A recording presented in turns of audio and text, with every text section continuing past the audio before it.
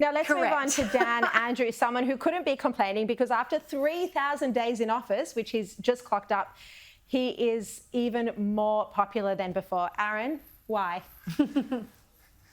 Look, Daniel Andrews is just an incredible political operator, and he understands how those progressive Victorians think, and he's got a Liberal opposition which is in disarray.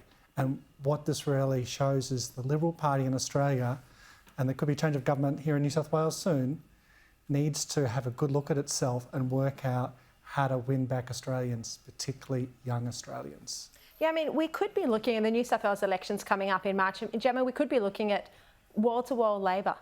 Well, that would be a dark day for the country, in my view. I unusually agree with everything Aaron just said. I think Victoria is such a strange beast. It's always been a further left-leaning state than the rest of the states. And I think I'm old enough to remember just the Kane Kearney years. And I think that when Daniel Andrews eventually goes, and he will eventually go, I think people will look back on the Kane Kearney years as the land of milk and honey. I mean, this government has... The state's got no money. The government's been embroiled in scandal after scandal after scandal. Absolutely, the opposition has not done its job. It has not existed. Shoots of revival, maybe. And the latest scandal in Victoria is the Treasurer Tim Pallas has been caught out spending nearly $70,000 of taxpayer funds on overseas trips, which is... you know, the revelations are bad timing when the public have high inflation and high cost of living to deal with. Of course, they don't know how to pay their bills if the power's going to stay on. Exactly. I want to move on to Noel Pearson, Aaron. He's come out and said that he will fall silent if The Voice is not successful. I don't think a Mack truck could make Noel Pearson fall silent, Harry.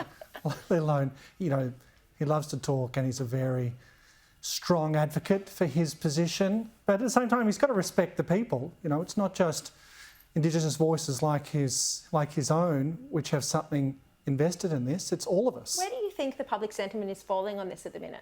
Look, the last numbers I saw was a gradual shift away. So it was 53% in favour, down to 47% in favour. So as it gets more ventilated and essentially the opposition raise more questions, you would expect it to continue, which at this point points towards a loss unless the coalition decide to back it. Yeah.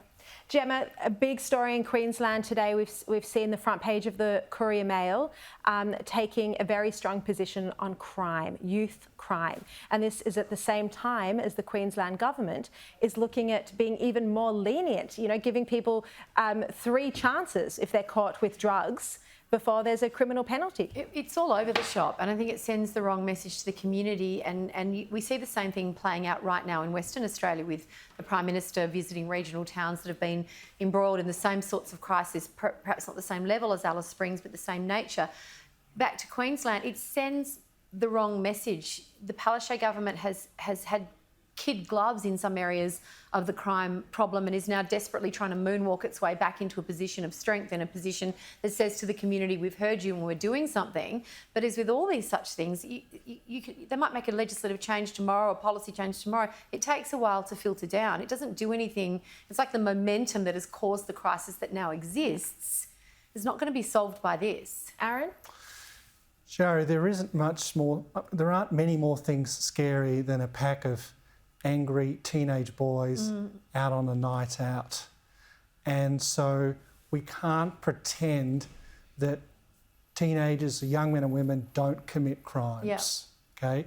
And I'm all for sensitive policing and understanding what's going on there, but we still have to have rule of law in this country and protect people, particularly older people who can't defend themselves. There's got to be a deterrent. If you know that you're going to get up before a judge and be sent on your merry way with a cuddle and a kiss, you know, who's going to be afraid of that process? 100%.